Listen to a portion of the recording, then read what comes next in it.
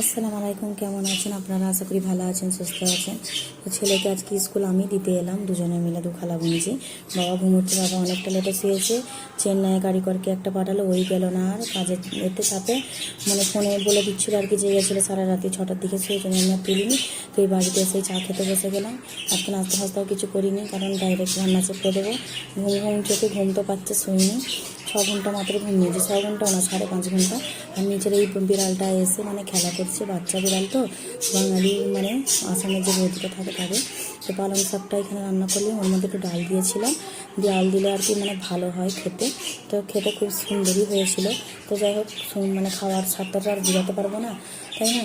এদিকে পেঁয়াজি, মনে হলো যে বৃষ্টির সময় একটু পেঁয়াজি করি, পেঁয়াজিও মানে করলাম। কখনো করি না দুপুরবেলা, আজকে মন গেল যে করি, ব্যাস মনে নষ্ট হয়ে যাচ্ছে, তো করে নিলাম।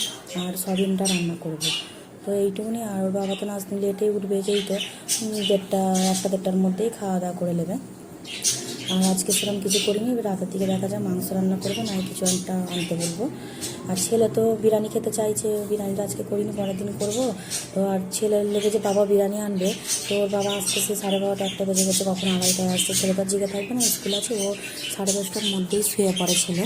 তো ওকে আন্ডা রাইস বানিয়ে দেবো, আন্ডা রাইস মানে বিরিয়ানির মতন করে ওকে বুইলে বাইলে বানিয়ে খাইয়ে দেবো। তো সাদা ঘি দিয়ে এখানে যেরকম আন্ডা রাইসটা করে কানাটাওয়ালারা, ওরকম করেই বানিয়ে দিই।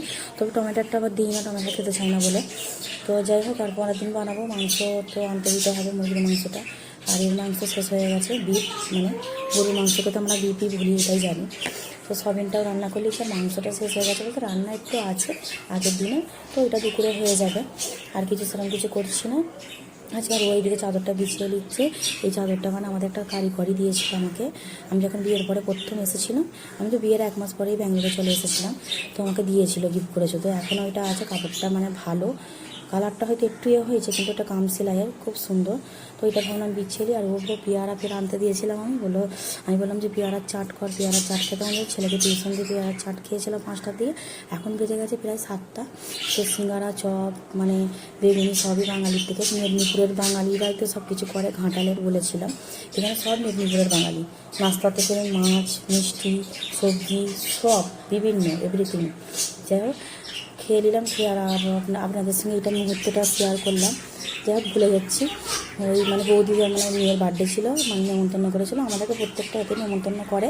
তো ওরা আসে, সব কিছু শেয়ার করা হয় না, কারণ আমি ক্যামেরার সঙ্গে আসি না, তারা কি আসবে, তাই না? তো এইদিকে কাটাকুটি হচ্ছে, রান্নাবান্না হবে, যা যে ওদের হয় ভাজাভুজি। এদিকে কেকটা কাটা হয়ে গেছে, এখানটা ভিডিও বানানো হয়নি, সবাইকে এবার কেকটা ভাগ করে দিচ্ছে।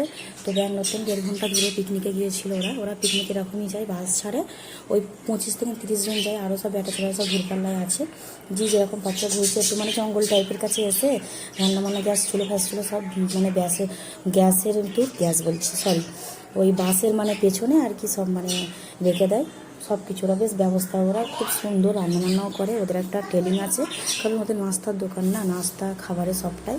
আর যে ভিডিও করছে এটা হচ্ছে আমাদের দোকানের কারিগর। তো যাই হোক, আর এইদিকে আমাদের দোকানে 2-1টা কারিগরকেও বলেছে, কারণ ওদের সঙ্গেও খাতির আছে, কারণ বাপের সঙ্গে তো প্রচুর খাতির আগে দেখিনি। আর আমি বিয়ের পরে প্রথম আসা থেকে এদের সঙ্গেই আমার ওটা বাসা। আর এরা আমাকে তুই করেই কথা বলে, কারণ আমি অনেক মানে ওরা আমার চেয়ে অনেক সিনিয়র, বলার কিছু না, ওদের বড় এখন বাচ্চা হয়ে গেছে, একজন 16 বছরের ছেলে, একজন 10 বছরের মেয়ে, আর আমার এই মাত্র 4 বছরের বাচ্চা। তো কী হবে, আমাকে তুই করে কথা বলে। তো শুক্রবারে যাবো, আপনাদের সঙ্গে শেয়ার করবো নাস্তার দোকানটা ওদের। আগের ভিডিওতেও আমি দিয়েছি, তো যারা আমার ভিডিও আগে থেকে দেখছে তারা জানে, বাংলাদেশের আপরে বিশেষ করে আমার জানবে। তো যাই হোক, মুহূর্তটা শেয়ার করলাম, আপনারা ভালো থাকবেন, সুস্থ থাকবেন।